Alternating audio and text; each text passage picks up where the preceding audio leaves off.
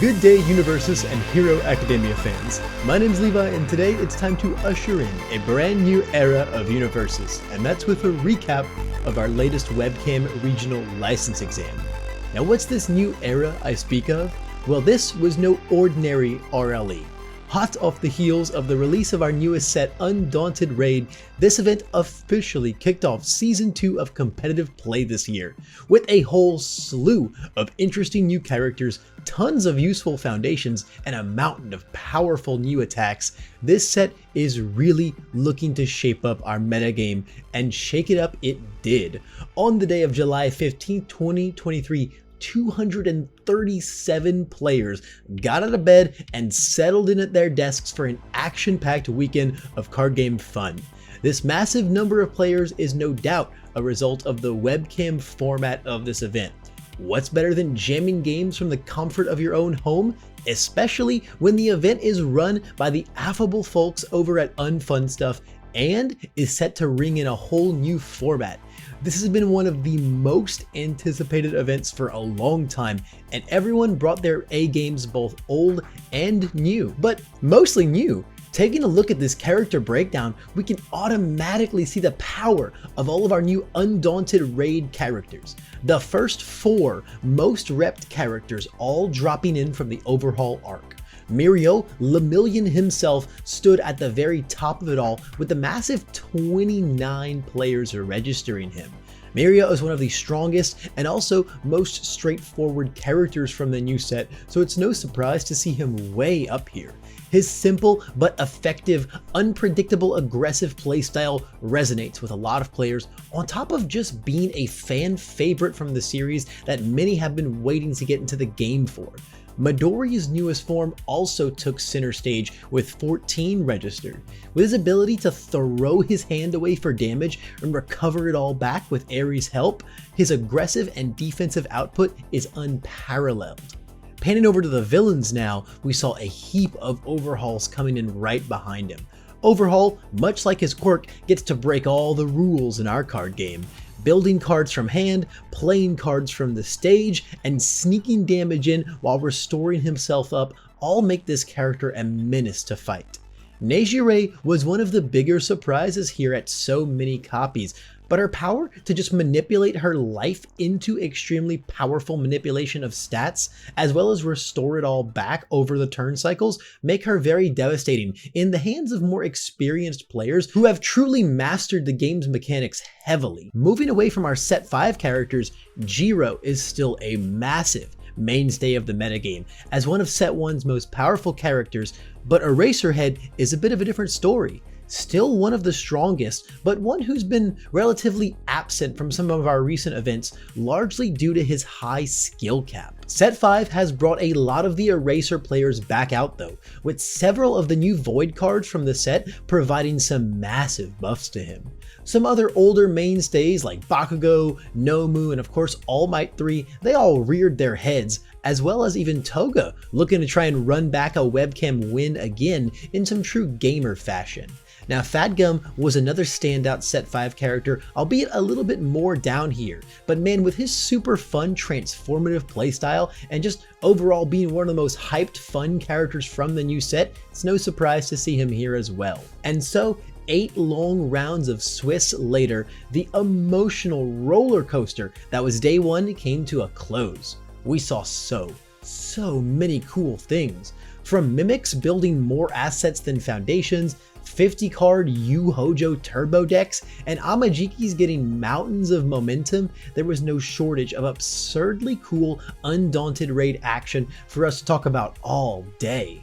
But of course, only 16 of these players could stand at the very top, and this bracket made it clear that the Undaunted Raid hype was not just all talk. A total of 5 Mirios took this top cuts by storm.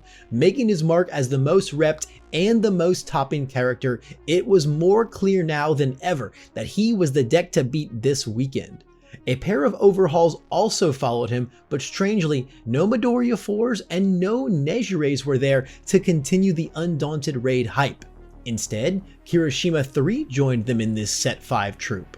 Midoriya 2 also made his mark here in the top cuts rather than the 4th version of the character, proving that these new punches buffed every version of the character.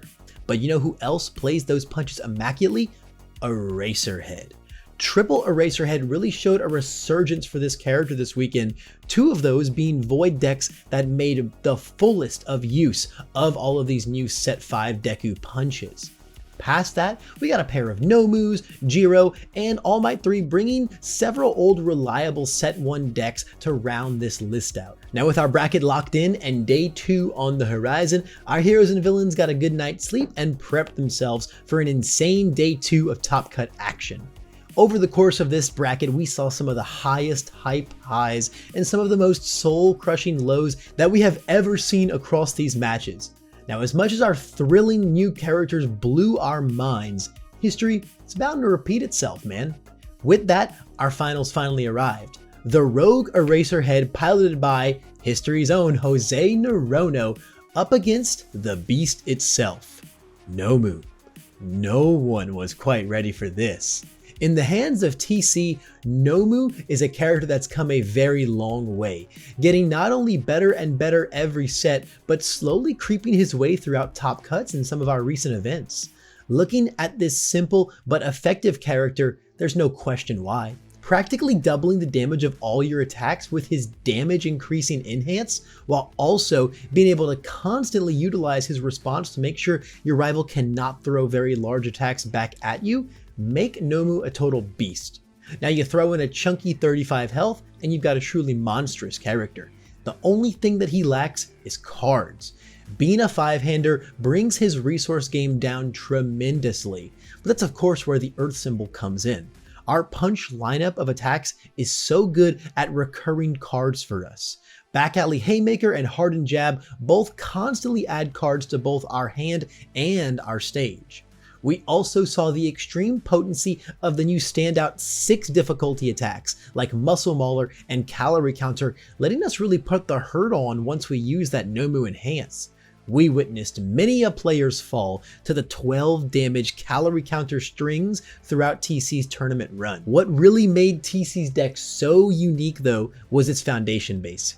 Given that Nomu pumps damage but struggles to find speed, most decks look to outpace him by building up huge walls of foundations to keep themselves safe from his huge moves. But TC sought to circumvent that through the use of tons and tons of very powerful main decked deadlock pieces. Deadlock abilities are live once your rival crosses the 10 foundation mark, so the insanely powerful abilities like Pull No Punches and Prehensile Tail were more than enough to really ward off our rivals from building up that much defense. It wasn't uncommon at all to see TC sporting a Pull No Punches or 2 as well as a couple snack times to just completely prevent our rivals from building up too much blocking capability, locking in the potency of our late game aggression tenfold. Now, as steadfast and focused as this Nomu deck was, it ultimately fell a bit short when it finally came up against Jose's Eraserhead deck. This is a matchup terrifying in both deck and player. Jose is infamous at this point for racking up regional win after regional win, especially when it comes to these webcam events. With him finishing day 1 as the Swiss champ and being in his element, it looked like his event to take down from the start. Class 1A's homeroom teacher has been heralded since day 1 as one of the best characters around. Now his 19 health and lack of aggressive abilities typically make him a little brittle, but the defense he gets to fall back on is amazing.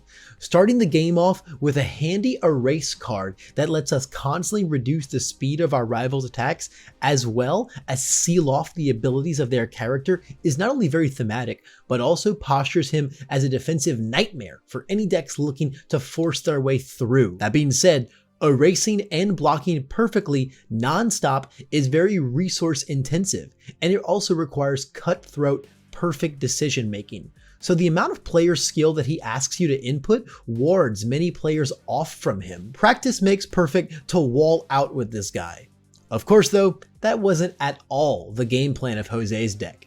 This Eraserhead deck pursued play on the lesser seen death symbol, seeking to enact a very aggressive strategy to crush its rivals' health totals in the blink of an eye. Standout attacks like Twisting Azure Inferno are super consistent due to us always being able to pick up Erase as an action to play on demand, triggering its responses. The check buff from it also makes passing long strings of attacks a total breeze, especially when we pair it up with moves like Binding Cloth Capture and Instant Shining Flash. The difficulty reduction across all of these cards stacking up with each other enabled Jose to play flurries of moves without having to pay much in the way of foundations at all. So our attacks are very good at enabling us to play these long strings, but that doesn't close out games on its own. Most of these moves are just for 4 or 5 damage, and Eraserhead doesn't up that number at all on his own. That's where the amazing engine of our Death Symbol foundations come in. We have damage pump galore. Brute Strength and Tight-Lipped combo beautifully together to flip and then destroy our foundations, chaining 2 or more damage across all of our attacks.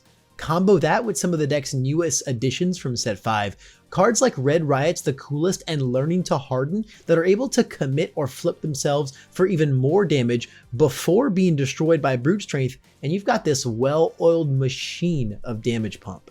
Chaining all of this damage pump together means that we get to send attack after attack for more along the lines of 7 or 8 damage as we tear apart our stage to seal the deal. One of the deck's strongest finishers works in tandem with this, utilizing the asset card Grenader Bracers for a huge increase of stats after you've spent the whole turn blowing up foundations to pump those numbers up.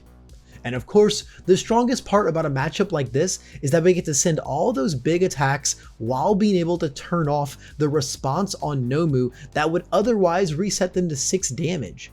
We saw Jose use some picture-perfect erasing in order to seal the deal against this beast and take home the big win. Damage move, 2 more speed as it comes through, and we send it.